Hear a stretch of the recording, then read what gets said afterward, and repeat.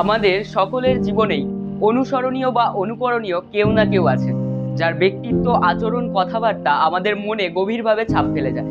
কিন্তু কখনো চিন্তা করে দেখেছেন কি, তারা কিভাবে সবার প্রিয় হয়ে উঠলেন?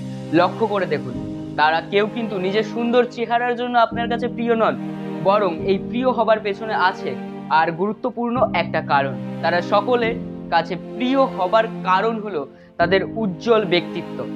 আর নিজেকে সুন্দরভাবে উপস্থাপন করতে পারলে তাদের মতো আপনিও হয়ে উঠতে পারেন সবার আকাঙ্ক্ষিত।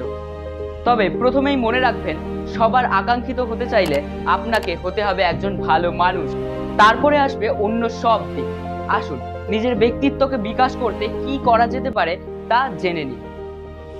এই বিষয়ে আমরা পরপর 13টি পয়েন্ট নিয়ে পরপর আলোচনা করব।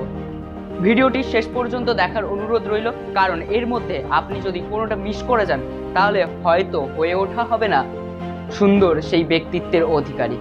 তো চলুন বেশি কথা না বাড়িয়ে শুরু করি আমরা প্রথমেই সেই 13টি পয়েন্ট সম্পর্কে। 1. নিজের একটি সুন্দর ও পৃথক ব্যক্তিত্ব তুলে ধরার চেষ্টা করুন। কারো অনুকরণ করে নয়, বরং সবাই যেন আপনাকে অনুসরণ করতে চায় সেভাবেই নিজেকে গড়ে তোলার চেষ্টা করুন। আর এই জন্য আপনি যেমন আছেন তেমনই থাকার চেষ্টা করুন। জোর করে কোনো কিছু নিজের উপরে আরোপ করতে যাবেন না। 2. যখন যে কাজটি করছেন তখন শুধু সেই কাজেই মনোযোগ দিন। অর্থাৎ কর্মক্ষেত্রে যখন আছেন তখন সেখানেই মনোযোগ দিয়ে ধরে রাখুন। আবার যখন পরিবারে বা বন্ধু বান্ধবের সাথে আছেন তখন তাদের সাথেই সময় কাটান। এভাবে আপনি নিজের 100% ব্যবহার করতে পারবেন। 3. মানুষ হিসেবে যে সম্মানটা আপনি অন্যদের কাছ থেকে আশা করেন, ঠিক তেমনই অন্যদেরকে সম্মান দিতে শিখুন। বড়দেরকে করুন শ্রদ্ধা আর ছোটদেরকে দিন স্নেহ। 4. আপনার চাইতে নিচের পদের লোকেদের সাথে যথাযথ আদরের সাথে কথা বলুন। একজন ব্যক্তি রিক্সা চালায় বলেই তাকে তুই করে কথা বলতে হবে, বা বাসার কাজের মানুষটি আপনার থেকে বয়সে বড় হলেও কাজের মানুষ হয়েছেন বিধায় তাকে অপমান করে কথা বলার অধিকার আপনি রাখেন না। যিনি নিজের চাইতে ছোট পদের মানুষের সাথে ভালো আচরণ করতে পারেন না, তিনি কোনোদিনই একজন ভালো মানুষ হতে পারেন না। 5. অন্য ব্যক্তির ব্যক্তিগত বিষয়ে হস্তক্ষেপ করা থেকে দৃঢ়ভাবে বিরত থাকুন। মনে রাখবেন, আপনার নিজের ব্যক্তিগত একটি জীবন আছে, সেখানে অন্য লোকের হস্তক্ষেপ আপনার কি পছন্দ হবে? যদি তার উত্তর না হয় তবে অন্যের ব্যাপারে কেন নাক গলাতে যাবেন? 6. সব সময় ফর্মাল বা খুব দামি পোশাক পরে সেজেগুজে থাকলে স্মার্টনেস আসবে তা নয়, তবে একদম অপরিষ্কার থাকলেও তো চলবে না। পরিষ্কার পরিচ্ছন্ন এবং পরিপাটি থাকার চেষ্টা করুন। আপনার শরীরের দুর্গন্ধে যদি অন্য কারোর সমস্যা হয় তবে তো আপনাকে স্মার্ট হিসেবে তুলে ধরবে না। পোশাক যেমনই হোক তা যেন পরিপাটি আর পরিচ্ছন্ন হয়, সেদিকে অবশ্যই খেয়াল রাখুন। 7. অপ্রয়োজনীয় বা ফালতু কথা বলবেন না এবং অন্যদেরকে বলতে উৎসাহিত করবেন না। বেশি কথা বলায় স্মার্টনেস এর লক্ষণ নয়, বরং পরিস্থিতি মোতাবেক প্রয়োজনীয় কিন্তু জোরদার করে কথা বলুন। অপ্রাসঙ্গিক কথা বা মন্তব্য জীবনের সব ক্ষেত্রেই আপনার ব্যক্তিত্বকে খাটো করে। এমনকি লক্ষ্য করে দেখবেন যে একটি অপ্রাসঙ্গিক ফেসবুক কমেন্ট পর্যন্ত আপনাকে কতটা হেলো করে ফেলে অন্যের চোখে। 8. সবকিছুই করলেন পরামর্শ মতো, কিন্তু দিন শেষে যদি আপনার মাঝে নিজেকে নিয়ে প্রশ্ন রয়ে যায় তাহলে আর নিজেকে স্মার্ট হিসেবে তৈরি করবেন কিভাবে? তাই অতি অবশ্যই নিজের ওপরে বিশ্বাস আনুন। আপনি আত্মবিশ্বাসী না হলে তো অন্যরাও তো আপনার প্রতি শ্রদ্ধা বা আস্থা আনতে পারবে না, তাই না?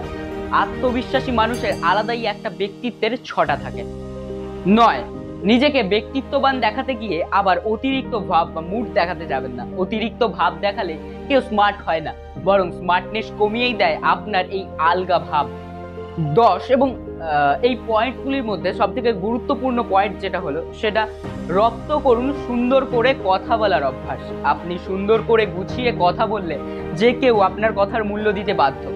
সেই সাথে ঘরের বাইরে এড়িয়ে চলুন আঞ্চলিকতাকে। কথা বলার সময় সরল সহজভাবেই কথা বলুন। বাঁকা কথা বা অতিরিক্ত জটিল কথা বলে নিজে স্মার্ট প্রমাণ করতে চাইলে বোকা বনে যাওয়ার সম্ভাবনাটাই সবচেয়ে বেশি। আর অবশ্যই সকলকে সম্মান দিয়ে কথা বলুন।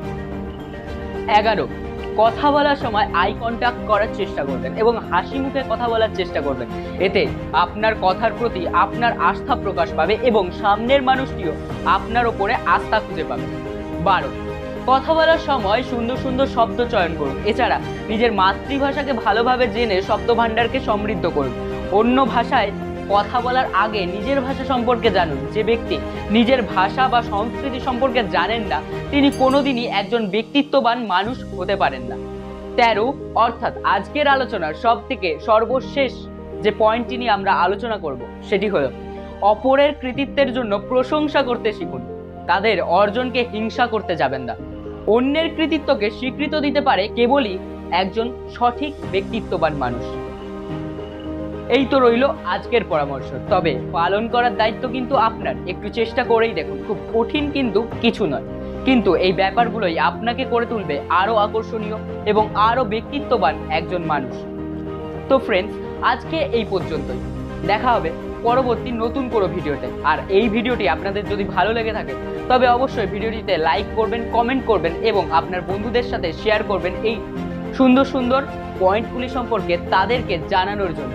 আর এই চ্যানেলটি যদি এখনো সাবস্ক্রাইব না করে থাকেন তবে চ্যানেলটিকে সাবস্ক্রাইব করে অবশ্যই আমাদের পাশে থাকবেন, কারণ আপনাদের করা সাবস্ক্রাইবই আমাদের মোটিভেট করে আপনাদের মোটিভেট রাখার জন্য। তো দেখা হচ্ছে পরের ভিডিওতে। ততক্ষণ পর্যন্ত ভালো থাকবেন, সুস্থ থাকবেন এবং মোটিভেটেড থাকবেন।